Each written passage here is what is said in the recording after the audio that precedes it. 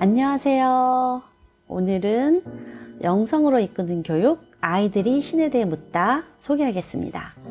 이 책은 융 분석 심리학을 공부하신 안젤름 그린 신부님과 아동 청소년 교육 전문가 얀 오베로게 박사님 두 분이 나누는 대담과 교감을 통해서 참된 자녀 교육의 길이 무엇인지를 안내하는 책입니다.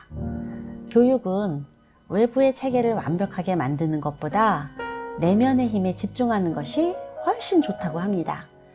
내면의 힘이란 그 내면의 영성을 말하는데요. 내면의 영성이라면 사람이라면 누구나 태어날 때부터 갖고 있는 유일성과 힘을 말합니다.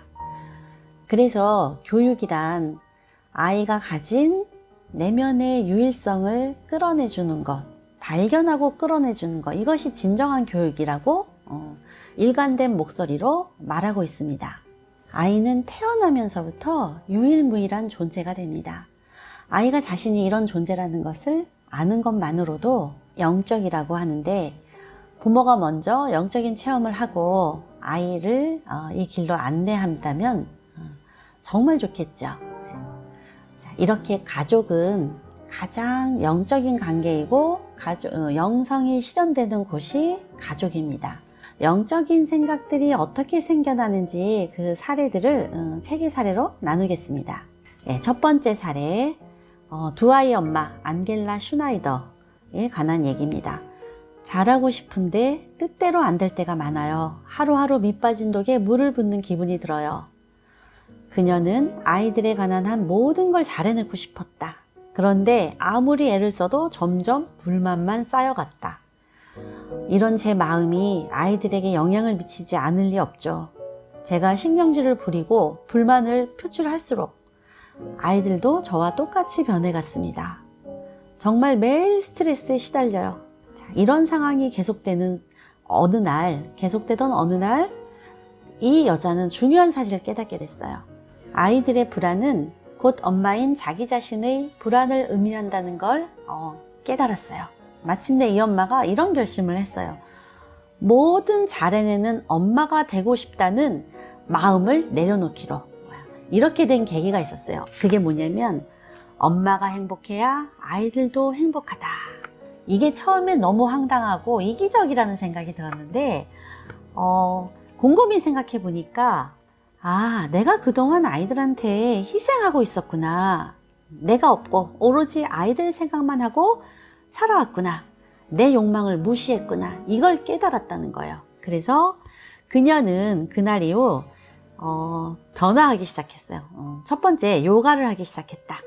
일주일에 1시간 나만을 위해 투자했습니다. 일주일에 1시간 나만을 위해 투자하는 거 너무 좋죠. 정말 좋았대요. 그리고 둘째, 계속 아이들 주변을 맴돌면서 그들의 요구를 들어주기 위해 절절매던 그걸 그만두었다. 자, 그리고 아이들에게 집안일을 시키기 시작했다. 처음에 투덜대던 아이들도 점점 재미를 느꼈고 그 믿고 맡긴 일을 해내면서 아이들도 성장하기 시작했다. 그리고 스스로를 더 많이 돌아보면서 아이들을 독립적으로 키우는 것이 얼마나 중요한지 깨달았다. 이 본인에 대한 것도 찾았고 그러면서 아이들도 더 잘 크게 됐고, 자, 이게 희생을 한다는 걸 알았던 거예요. 그리고 완벽해야 된다. 이런 것들 내려놓게 된 거죠, 이 엄마가. 아이들이 너무 어린아이들만 아니라면 엄마도 엄마의 일을 하면서 이렇게 자신을 찾는 것도 굉장히 중요합니다. 두 번째 사례, 새 아이 아빠 사례인데요. 이 책에서는 이렇게 두 개체가 부모와 자식 간의 그 어떤 관계가 분리되면서 건강하게 독립되고 이런 것들을 깨닫게 되는 것들을 영적 체험이라고 해요. 자신을 찾는 거. 그러니까 이것이 결코 버린다는 의미는 아니에요. 두 번째 사례 읽어드릴게요. 새 아이의 아버지인 미하일 마이어는 다른 영적 체험을 했다. 그는 직업상 스트레스가 심하다. 게다가 일이 너무 많아서 아이들과 놀아줄 시간이 없었다. 양심의 가책이 들더라고요. 아이들을 위한 시간을 거의 내지 못했거든요. 그래서 일주일에 한 번은 일찍 퇴근해 아이들에게 전념하기로 했습니다. 그런데 녀석들이 하도 정신없이 날뛰고 결국은 참다 못해 이 아빠가 소리를 지르게 됐어요. 자, 어떻게 했냐면 이런 식으로 하면 다음엔 놀아주지 않겠다. 그러자 큰아이가 저도 아빠가 없는 게 더 좋아요.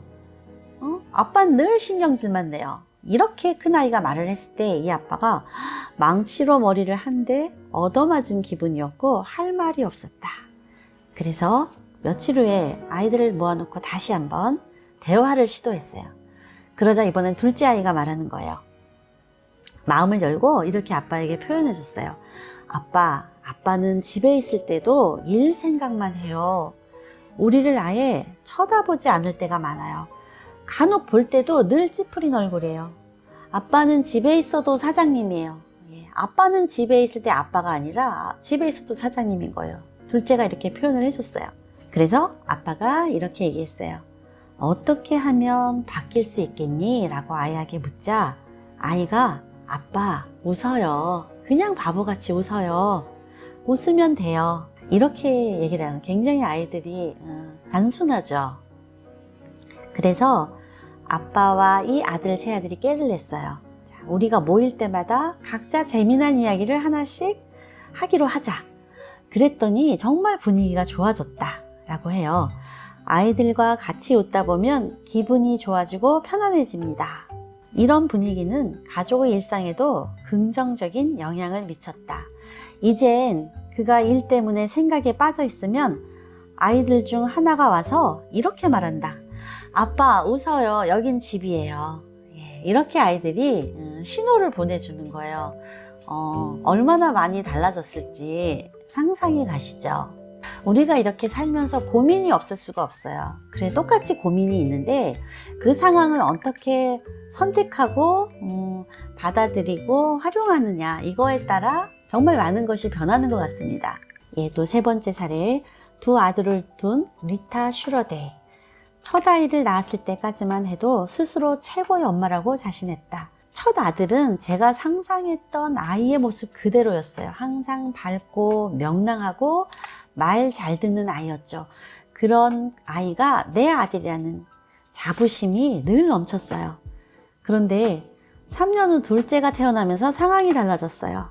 그녀는 둘째 아이도 첫째와 같은 방식으로 교육시키고 싶었어요. 하지만 뜻대로 되지 않았죠. 첫째와 전혀 다른 반응을 보인 거예요. 이런 사례들은 실제로 한국에서 내담자들 통해서 굉장히 많아요. 이 아이의 교육을 성공하면 다른 아이도 똑같이 하면 똑같은 결과가 나올 거라고 생각을 하는데 정말 아이들은 다 다르다는 걸 나중에 정말 고생하고 알고 나서야 내려놓는 사례가 정말 많습니다. 자, 엄마가 뭐라고 하건 말건 자기 할 일만 했고 엄청 내성적이었어요. 둘째가. 게다가 엄마가 이런 마음까지 느꼈어요. 다가가려고 하면 아이가 절 거부하는 것 같았어요. 그래서 엄마는 불안을 느꼈고 아이가 엄마를 거부한다고 느낄 때마다 상처를 받았어요. 그래서 이 엄마는 드디어 심리치료를 받기 시작했죠. 그러면서 알게 된 것은 둘째를 첫째와 비교할 게 아니라 있는 그대로 받아들여야 한다는 걸 깨달았습니다. 아이가 가지고 오는 유일성, 그걸 존중해야 된다는 걸 깨달은 거죠. 그리고 아이는 그녀에게 무언가를 보여주고 싶어하는 거울과 같은 존재라는 사실을 알게 된 것이다. 작은 아이가 제게 거울을 내미는데 그 안에 제가 감당할 수 없는 뭔가가 있었습니다. 제가 싫어하는 제 성격의 일부가 보였던 거예요. 자, 그녀의 이 비유가 틀리지 않았어요. 그녀는 만인에게, 여러 사람에게 잘하고 싶어 했고 그래서 기분이 좋지 않을 때도 심지어 울고 싶을 때도 다른 사람 앞에서 웃는 사람이었어요. 아무리 몸이 힘들어도 누군가 부르면 바로 달려가는 사람이었는데 그녀가 이 사실을 깨닫고 자기가 그렇다는 사실을 깨닫고 작은 아이를 다른 눈으로 볼 수 있게 됐어요. 그리고 그 아이의 삶에 동행할 수 있는 엄마가 됐습니다. 아이가 가르쳐 준 것은 뭐냐면 엄마인 엄마 자신의 욕망에 충실해야 한다는 것. 그리고 엄마 자신을 먼저 있는 그대로 받아들여야 한다는 걸 아이가 가르쳐 준 셈이에요. 그때부터 둘의 관계가 변하기 시작했고, 자, 물론 또 큰아이를 키울 때만큼 수월하지는 않지만 더 분명하고 깊은 믿음이 생겼어요. 아이들은 끈기 있는 지혜의 스승입니다. 말하는 대신 행동으로 보여주기에 어른들이 금세 알아차리지 못하지만 정말 많은 것을 가르쳐주는 스승입니다. 예. 그래서 우리가 아이가 하는 행동을 뭘 표현하려는 걸까? 이렇게 나를 통해서 뭘 전달하려는 걸까? 이런 질문을 스스로에게 하셔야 되고요. 아이가 처한 상황을 이해하고 그 안에 숨겨진 뜻을 읽으려고 해야 돼요. 이렇듯 세 사례에서 보듯 영성이란 일종의 자기 보호이자 자기 사랑이다 라고 말합니다. 예, 보통 나를 사랑해야 된다라고 하잖아요. 그런데 그게 뭔지 모르잖아요. 우리들은 어떻게 사랑해야 돼? 하는데 내 마음의 소리에 귀를 기울이는 거, 그리고 나의 그 유일함, 고유함을 잃었던 걸 찾아주는 거, 발견하는 거, 이런 것들이 저는 자기 사랑이라고 생각합니다. 엄마가 이 사례에서 보듯이요, 엄마가 자기 자신을 먼저 사랑하고 찾았을 때 아이도 진정 사랑할 수 있다는 걸 보여주고 있습니다. 다음은 아이들을 통해 깨달아야 하는 영적 메시지 부분인데요. 자, 탈무드에서는 아이를 양육할 때 이렇게 거쳐야 되는 규칙 중에 하나가 수영을 가르친다고 해요. 수영은 붙잡기와 놓아주기의 균형을 배울 수 있는 이유에서 수영을 가르친다고 하는데요. 자, 우리가 수영을 처음 배울 때 아이가 엄마가 이렇게 팔에 안고 먼저 아이의 손을 물 표면에 닿게 하고 조금 더 물과 더 가까워지고 또 아이가 안전한 선에서 부모의 안전한 테두리 안에서 자기의 그 몸을 실험하게 하고 또 힘들면 부모한테 의지하고 그렇게 처음엔 배우잖아요. 그러다가 조금씩 나가고 또 엄마에게 돌아오고 이렇게 하다가 나중에는 완전히 놓아줘야 될 때가 있어요. 이렇듯 아이와 함께 떠나는 동행하는 이 그 여행에서 충분히 보살펴야 될 땐 충분히 보살피고 놓아줘야 할 때는 놓아줘야 된다는 뜻이에요. 교육을 이렇게도 표현해요. 아이는 길을 묻는 손님이다. 한동안 부모 옆에 있지만 이제는 때가 되면 제 갈 길을 찾아 떠나야 한다 라고 해서 한 표현인데요. 아이들은 자기의 길을 떠나다가 또 부모에게로 돌아와서 그 자기가 한 여행에 대해서 신나게 얘기를 하고 그리고 다시 떠나죠. 그리고 또 쉬어야 할 때 다시 와서 쉬고 또 부모가 잘 지내는 걸 보면 안심하고 또 자기의 길을 떠납니다. 이것을 붙잡기와 놓아주기의 균형을 갖춘 교육이라고 해요. 참 멋지죠. 저도 수영이 이렇게 멋있는, 이렇게 깊은 의미가 있는 운동이라는 걸 몰랐어요. 겸손이라 그러면 무조건 자기 자신을 낮추는 거라고 생각하는데 진정한 겸손은